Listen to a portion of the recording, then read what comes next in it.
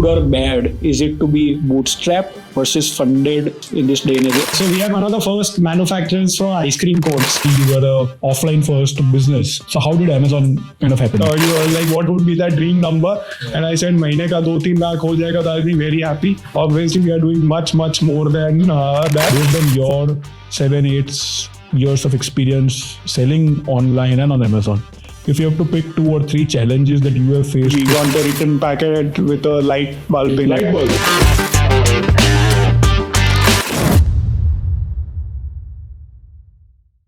If you have to take 30 seconds to explain what Pure Temptation is, what you guys do and kind of products that you build, how would you kind of go about doing that?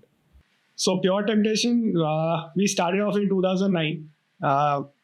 So giving the background, so we are one of the first manufacturers for ice cream cones. We are one of the pioneer suppliers for ice cream cone and cone sleeves since 1986.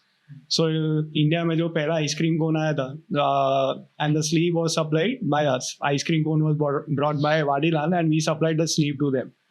So we have a very strong background regarding our baking business and the printing. In 2009, my mother is the one who decided to get into chocolates. She was she had a dream that she wanted to get into some entrepreneurial food business, and she decided to get into chocolates at that time. So the cone was in-house, the sleeve was in-house, and we started making chocolates. So there was a summer school run by a family friend, and they decided to bring the kids along to see the chocolate factory. So my mother thought might as well give them some sort of a souvenir to them to take back home. So she cut the cones and filled it with chocolates and gave it to them in plastic boxes at that time. And all the mothers actually started calling the teacher, the person who was running the summer school, and where we can buy these chocolates from. So at that time, obviously, we got that much of demand from the market. So our production manager kept those plastic boxes with the final product at his house, and he was selling it as like a homemade chocolate thing at that time. So from 2009 to now, we got into organized trade. We obviously got into formalized packaging, distribution systems. Obviously with the formalized packaging is as per the FSI labels and all. And now we are present at 15,000 outlets across India. We are exporting to 15 plus countries, and online is 10 to 15% of our business as well. Nice. So how did Amazon kind of come about in your scheme of things? Because largely you were a offline first business. So how did Amazon kind of happen? So it was, this is I think around 2015 is when like the future of online was visible. Actually even much before that as well. But since 2015-16, I think Snapdeal was one of the first few that went viral, especially for a chocolate brand and all. So we did try a bit, but like obviously online is a very different structure. Plus we being a very small company compared to, so we did not have a dedicated staff at that time. So we did a few orders on Snapdeal, but we never got the payment actually. So then we realized that this is not viable. So then we actually stopped selling online. Then obviously we knew each other since much, I think 2011-12, I think we've known each other, right? So we've been playing cricket together since I think now 10-12 years. And obviously one day I was dropping you home and we just spoke to each other what you do. That is after 5 years of knowing each other. So this is how guy friendship is. So we don't ask how things are, but at the end of the day, I think this is in 2017-18 when we spoke and you said that you do manage brands online and all. So that was something that I was always looking at, but I did not find the right person. And obviously you were there, of the level of trust and everything was there, and we gave it a shot. To be honest, I still remember that when we started off, you asked me how much sales you want. You were like, what would be that dream number? And I said, महीने का 2-3 लाख हो जाएगा, तो I'll be very happy. Obviously, we are doing much more than that. But yes, so that is how we got into the online business and all. So now we are selling online on Amazon India, Amazon US as well. Flipkart is all there, but it's like there and there only. Other than that, now slowly we are also getting into quick commerce as well. Now, since quick commerce is like the thing to be in, so we've just onboarded with Zepto. Oh, nice, nice. So I remember that conversation very, very well and vividly. And for us also, when we were starting out with how we were going to consult Amazon brands, you were kind of one of our first partners to kind of go and make this happen. Um, it's funny. I actually known you for 10, 12 years, but I've never known the background story of how Choco Blast came about. So something insightful for sure coming in. Um, for someone new coming in onto Amazon, based on your 7, 8 years of experience selling online and on Amazon, if you have to pick 2 or 3 challenges that you have faced that you feel someone else should be prepared better when they go about launching their business on Amazon, what would those be? See, first thing is you have to be willing to be very, very patient regarding the process. At the end, it's like for most businesses, it's a process that you have to keep on following with a lot of discipline, especially for Amazon because it's in 365 days. So the sales is always there. So there is never like an off day where you can let it be. At the end, you have to keep on monitoring the cost. You have to keep on checking on the reviews, any customer feedbacks or any issues. Since we are into food, we are into chocolate, so there are customers who obviously will expect some their expectations might not be met. So yes, there will be a lot of flack also online, especially now. With the Indian consumer, they've been quite spoiled after Zomato and Swiggy. So their expectations from the in terms of customer services is through the roof. I believe I just read it somewhere that maybe this was 2-3 months back that Indians want delivery within 15-30 minutes. They're like in the world, they are one of the most. They have the highest expectations regarding delivery time, services, and all. So that's something that you have to always be there and there. You cannot let it. It's never going to be an auto move. So especially if you're starting this, there will be a lot of learnings, and you have to take it as a part of the process. You have to keep on adapting.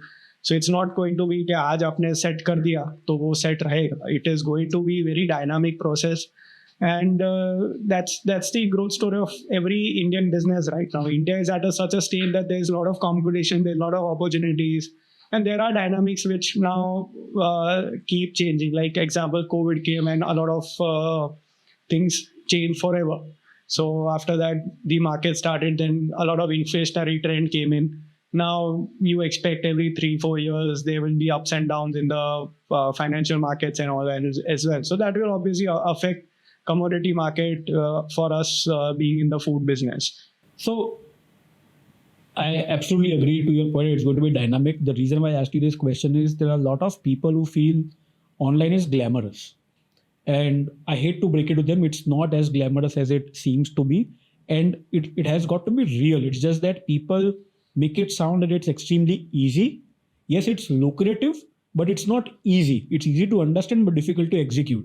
So that's where I think this part where you have to focus on the process, be at it, ensure that you know your numbers well, kind of go a really long way in making this successful. So, see, I completely agree that online is glamorous because you are out there. You expose yourself to the end consumer. You are connected to the end consumer at the end of the day. So, and see, for us, let's suppose if you want to search about anything online, like you'll first go and Google it.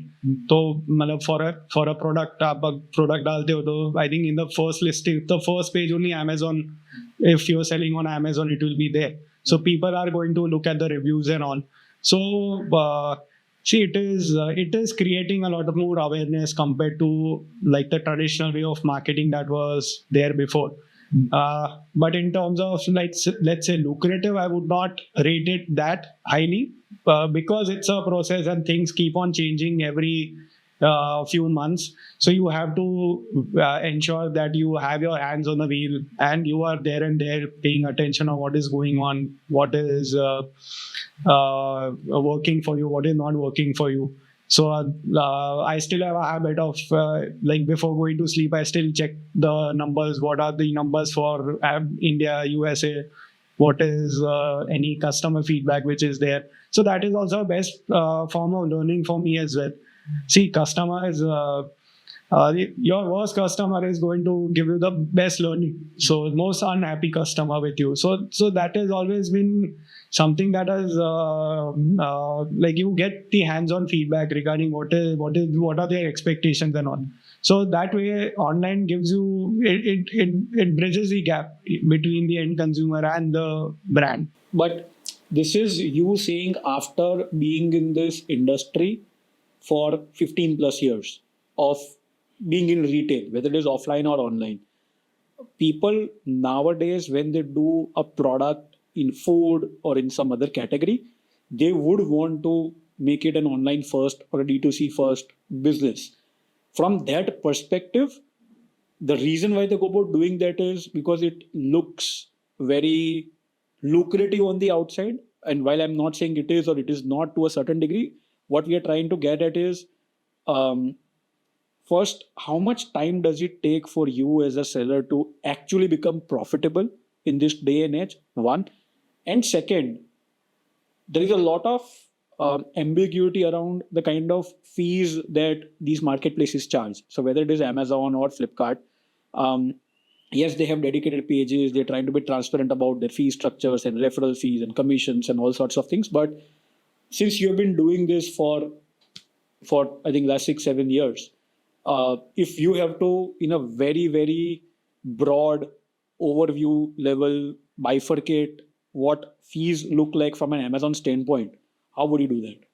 So, see, the fees, like I said, the marketplace is very dynamic. You have to keep an eye on what fee structure is going on. Amazon has a tendency to keep on fluctuating with the fees immediately. So then, like, there is no, it's just an intimation email that you get, and the fee structure is implemented from the next month or so. So yes, you have to keep an eye on that. Amazon, like we initially when we started selling, this is I think 4 or 5 years back, Amazon fees were around 27%. This is including all the referral, shipping, everything. This is when you sell it from the Amazon warehouse, the Amazon FBA fees. Now that same fees has now gone up to 37%. So 10% on food product, which is limited to MRP, is a big cost. Currently, it's putting a heavy cost on us, but that is how way things are. Like obviously, with the for them also logistic cost must have increased, and also. So 37% is what Amazon would charge based on whatever category you currently sell in and the kind of products that you sell in. You are seeing a 37% fees on your selling price that covers fulfillment, storage, and Amazon commissions. Yes, Uh, and shipping. and shipping. Yeah. So on top of that, how much is marketing? So marketing we've limited to approximately like 15% is what we are limited to. 15 to 20% is we have limited to. But I think we would prefer getting it down to even 10 now, because just recently as they've increased the charges, so we have to ensure that how to be profitably. So profitability, like you said, like it's always going to be you have to keep on monitoring. And see every the first thing you said, that any new brand, see it depends on how much you're willing to take that risk. Like you need to have an X amount which you're comfortable that you are comfortable investing in getting the brand up and about on Amazon. Then you have to be patient regarding the results. Obviously, it's not going to come overnight. That's the biggest thing, because now for any new venture, the first thing they do is come online. So it's the easiest way to get into the industry. So, and now everyone knows that online is the thing. Maybe 10 years back, the cost of getting sales on Amazon was quite less. Now it's because every keyword is very competitive in terms of everyone else is bidding for it. And plus, even main thing is all the multinationals have started focusing on online because I think 5-7 years after COVID only they realized that online can be a big platform for them. So they have also started investing heavily. So example for chocolate keyword hoga, so there's a lot more cost per click which is there. While for other keywords it might not be there, but chocolate and Cadbury is there, which is obviously ensuring that the bidding is quite higher. And obviously their volumes are such that Amazon has a direct tie-up and a different fee structure for them. So for any small brand, you have to ensure that it's not going to happen overnight. You have to be patient, learn from whatever the sales is happening, how you can improve, you keep trying and eventually get there. But yes, now coming back to the charges, 37% is what the charges are, and then 10 to 15% maybe, and depending on how margins are there for the products, you can then have a sort of a fixed structure where you can monitor the ad spends. Say these 5 things that I'm going to mention, what do you think is the biggest impact on sales, profitability, or just growing business as a whole in Amazon? Those 5 things are: one is your overall content. I mean, everything has a role to play. As a disclaimer, it's not like without one you can succeed. It's just that if you were to look at your business in the last 6 years and how it kind of has progressed, then what would you feel are the biggest impact drivers of growth out of these 5 things or these 5 categories? The first is distribution. Second is your overall content of your product page, whether it is your text content, your titles, or your bullet points, descriptions, so on and so forth. Third is the creatives about your brand. So any kind of collaterals or creative assets in terms of videos and stuff like that. Fourth is reviews. Fifth is your pricing strategy. And then sixth, I would say the advertising strategy.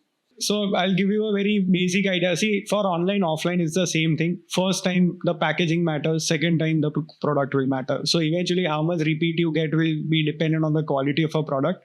But the first time will be the look and the feel or the impression that your brand will generate. For like example, for online, the content will matter.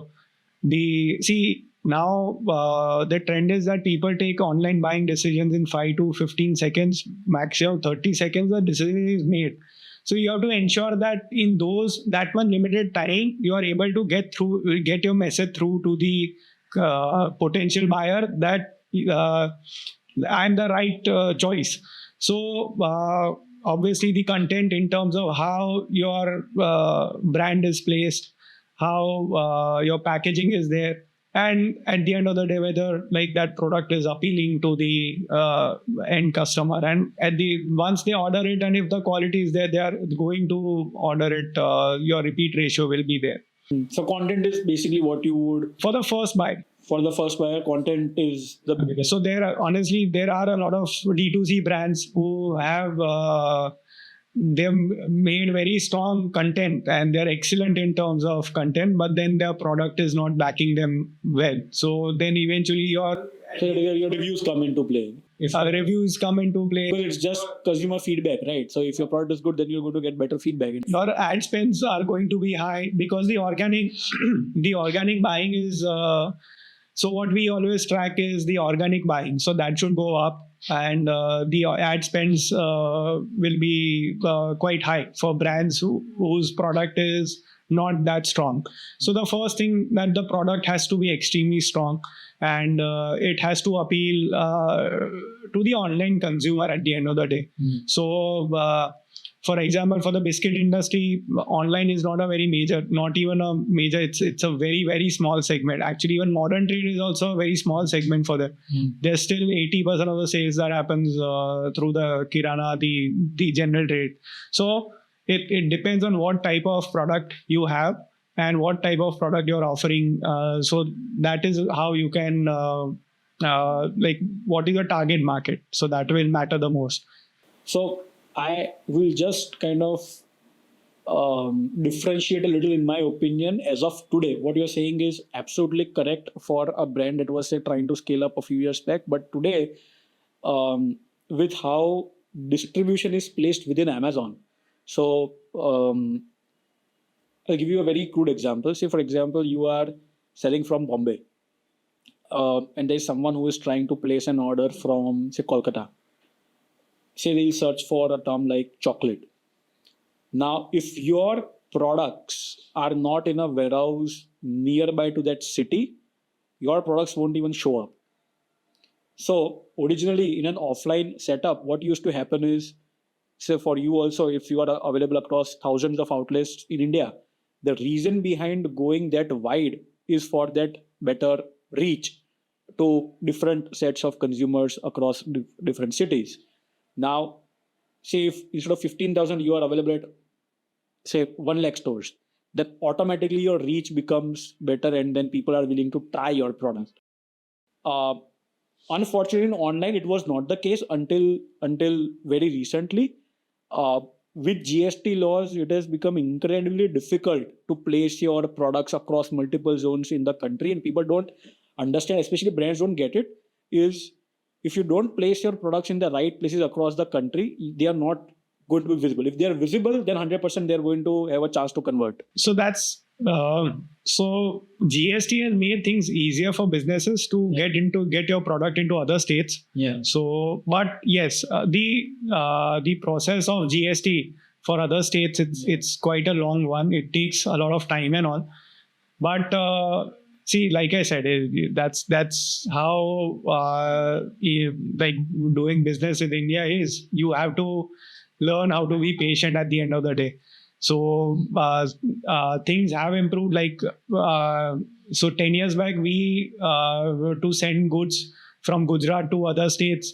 So see, for 10 years, GST came in 2018 or so. So 6-7 years back, to send goods from Gujarat to Maharashtra also there was like a C form, तो 2% उस पे था वो सब. तो all that hassles has gone away in terms of now India has become like genuinely it's become like one country after the single tax slab for every category whichever it is. Now the only thing is for Amazon what has happened is obviously with quick com and all, the delivery time. So how dynamics of the market has changed.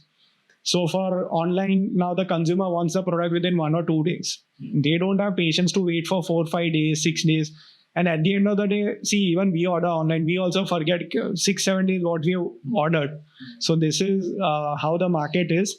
So it is better to have as many FBA warehouses for Amazon across India, and you have to target it in a proper way. Like example, for us also, what we've done is Ahmedabad, Bangalore, Delhi, Kolkata, and now we've just started Mumbai as well, because Maharashtra is again there's a good sales online as well. So these 5 warehouses we have targeted, and at least the customers around those regions, so they get the product within 1 to a maximum 3 days or 4 days. So that is the advantage that Amazon FBA warehouses provide. But like I said, yes, GST, getting the GST number and all, it takes its own time. It's a process at the end of the day. Makes it better to compete.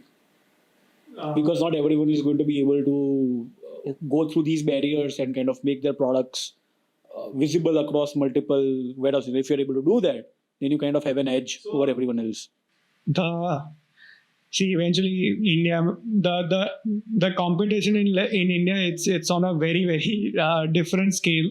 So yes, you will be doing better than most, and then at the end there will be people who are more hungrier than you, and you have to ensure that you're always active in terms of how do we grow and all. But yes, if you have as many warehouses, like more the warehouses your product is available, the service to the end consumer improves from Amazon, and it will help your sales. Yeah. So it's an interesting point that you make about competition. So you are selling a product that does not have any direct competition, so to say. For example, if I am selling, say a glass that's supposed to be insulated and it's supposed to hold water or coffee or whatever, there will still be other products available that are kind of 90% similar, and that 10% differentiator could be at a feature level or at something else. For you though, yes, it's a chocolate, but it's a very different kind of a chocolate. It's a very unique product by itself. So you are essentially competing with the likes of Cadbury, but then you're essentially creating a market for your own self also by creating these unique products or unique chocolates that are not similar to the ones that are available in the market. So how do you look at competition, and how do you kind of create your how do you create like your pricing strategy to kind of compete better? So for us, see, we like Cadbury dominates the chocolate segment and still does. So you cannot afford to be in the generic category if you are because there are so many multinationals that are already, they have a set brand, they have set products, and that too since 50 100 of history behind them. They know how the markets work. Like you need to have a very different approach if you want to get into a generic chocolate category into India and even online. For us, see, this product was genuinely by chance, because it was like an organic evolution that we had. Cone manufacturer, cone sleeve manufacturer to chocolate, and all combining all these three things, we got into this. So it's been a journey of more than 20-30 years, and now you're seeing the end product. So it's so that way, yes, it's completely been by chance. We never thought that we'll be having a brand like Choco Blast since 10-12 years. Now it's getting the traction. So again, creating a brand takes one generation if you are doing it on your if you are like self-funded and all. But at the end of the day, for online, you need to have some sort of a differentiator for people to ask for your products. Like online, you do get the like you said, generic category products you do get. But the best way to convert the consumer is to offer something kind of a unique experience. And now you see that in the last 5-10 years, a lot of the Indian market, the Indian consumers want to try something new. So that is where we come in. So 10 years back, I don't think that type of the market was receptive to those innovative products.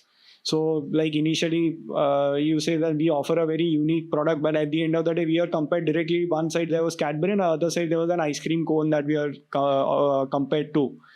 So we went through a lot of process of 10-20 years of educating the market. Now we've also realized that we are giving an experiential product. It's not a day-to-day item that we are offering. So we have to be patient in creating the category for ourselves.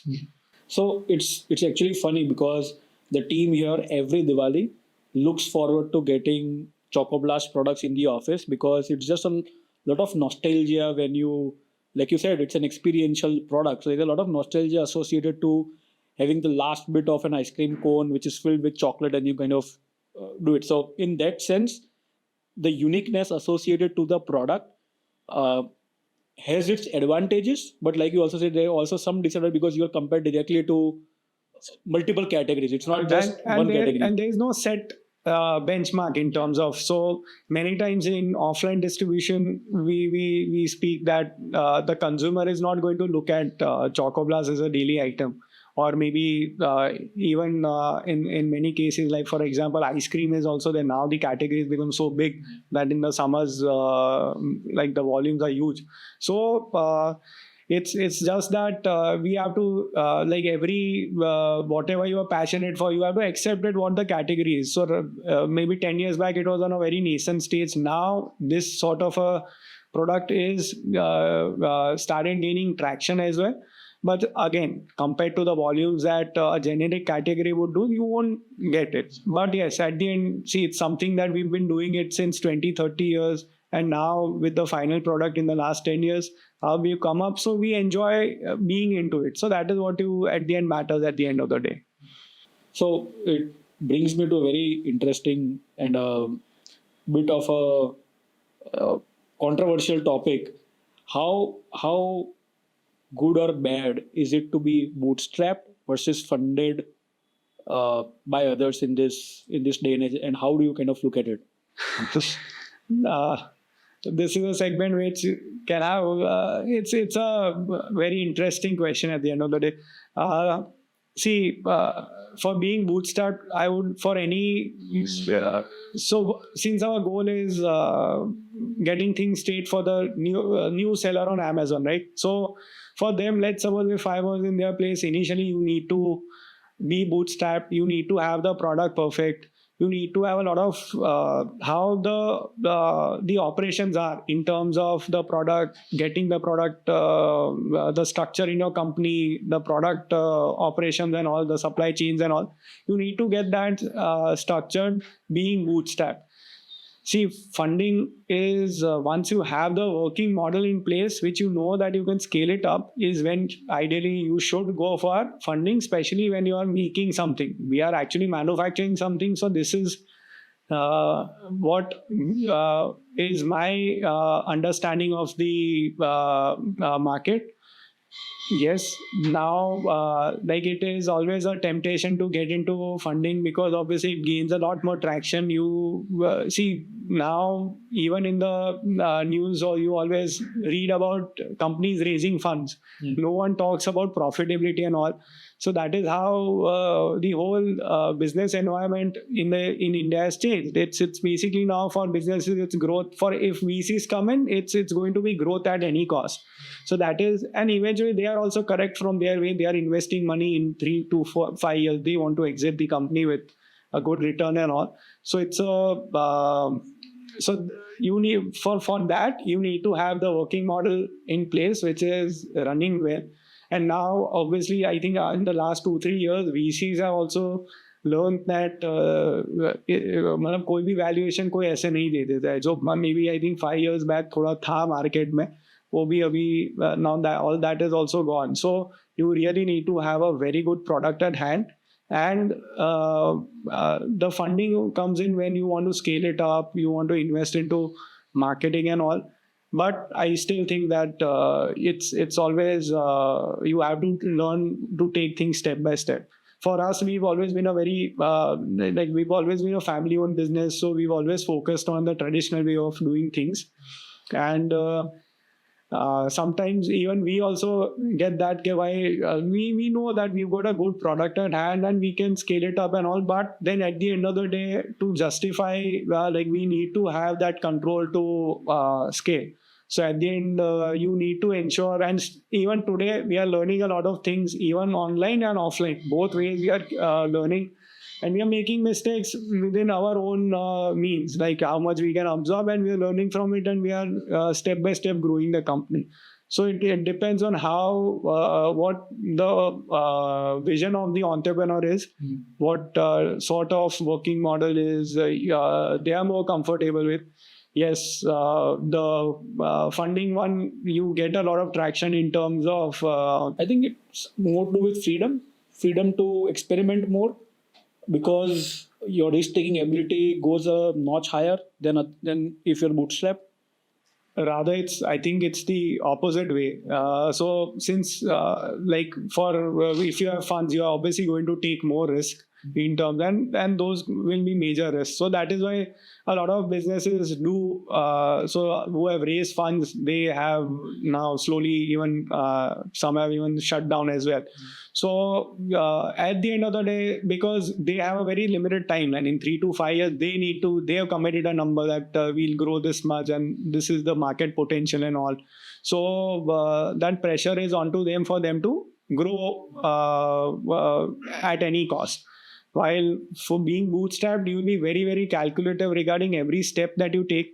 So I know we've had so many discussions regarding the ad spends and all, and we've always said that, see, we are not like we don't have that backing regarding, we cannot work at a negative gross margin level and all, which many D2C companies who are extremely well funded, there are some which you did some research on who have 100% ad spends, like 100 rupees sale, and they spend 100 rupees on marketing as well. So that's not something that we align with. Our own goals also don't align with that. Because you've been selling on Amazon for the last 6-7 years, you have kind of been exposed to a lot of Amazon programs. One of them being, say, global selling, or there was, I think, an accelerator program that we that we got access to also. And so, what has that experience been like for you? So again, the traditional programs are what works the best. I think the accelerator program. I don't know what it was, but they came up with something, and still the inventory is still with me. So there is nothing now. There's no one, no point of contact for that.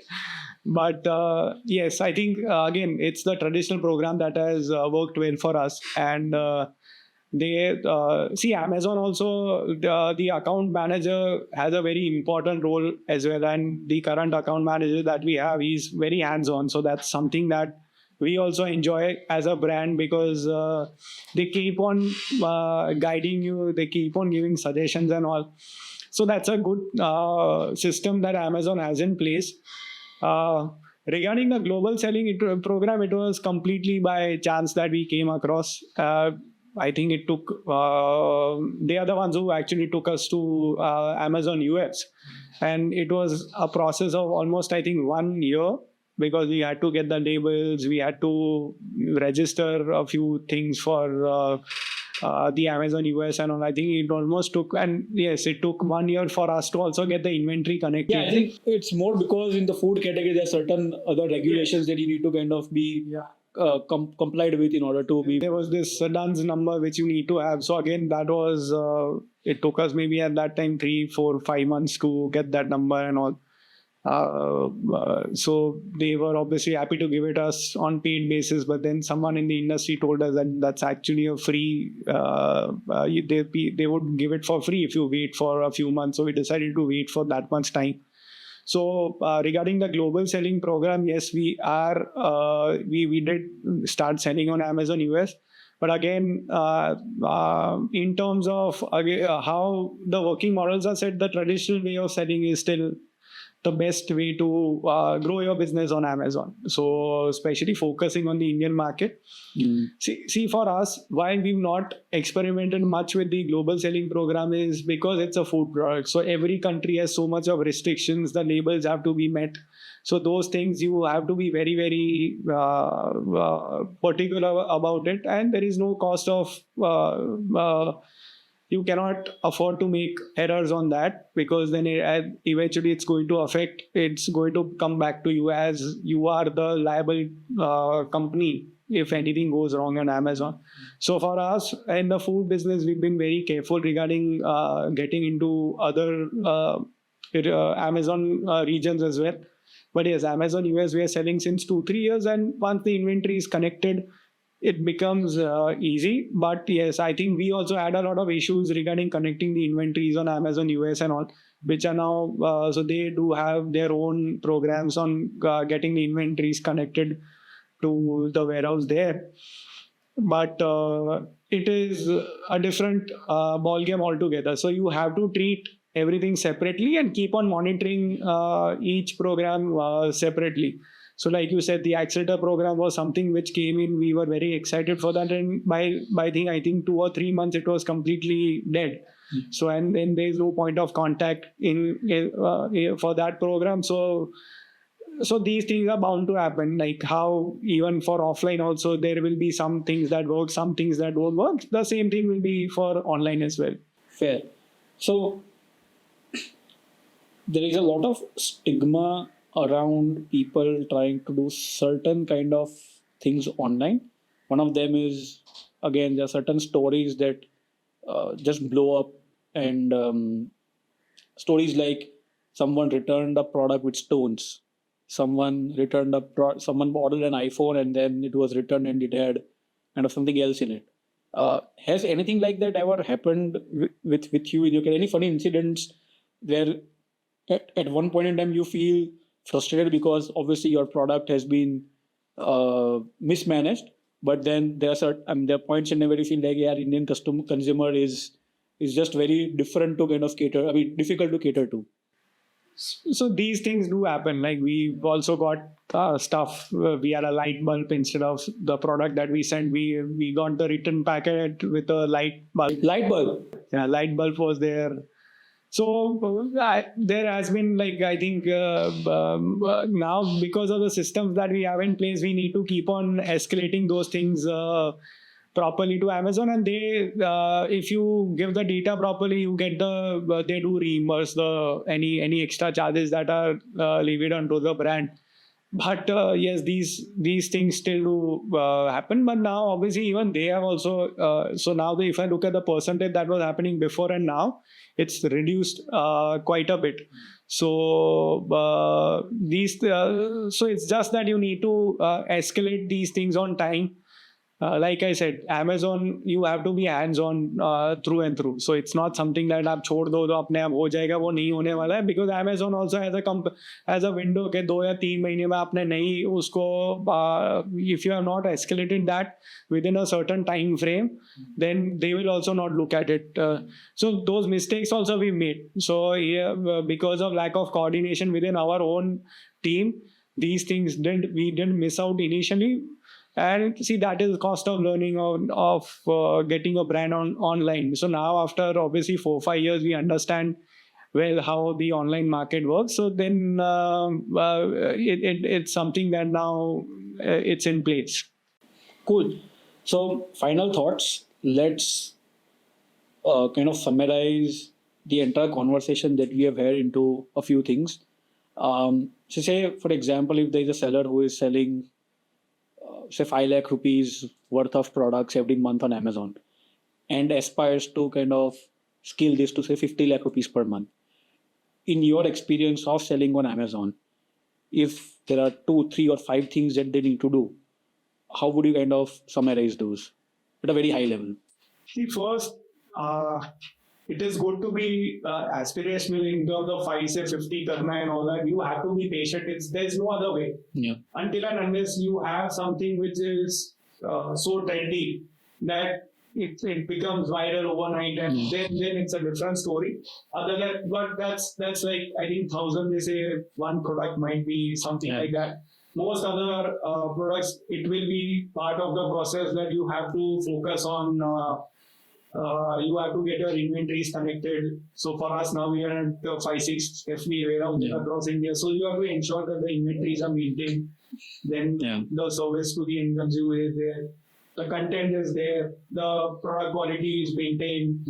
And at the end, you keep on tracking the charges of Amazon. You are viable. So you have to be patient. There is no other way, especially if you have bootstrap, then there is no other second way to it. And that is how the world works. So you have to be very realistic in terms of कि यार 5 से 50 करने को हो नहीं जाने वाला है. Because you have to be, like I said, when we started the 2-3 lakh अपने बात करते थे, that was like now. Now we are talking of a very different number. So that's how things are. You have to let it grow organically, and that is the best way for growth. Then it is going to be sustainable.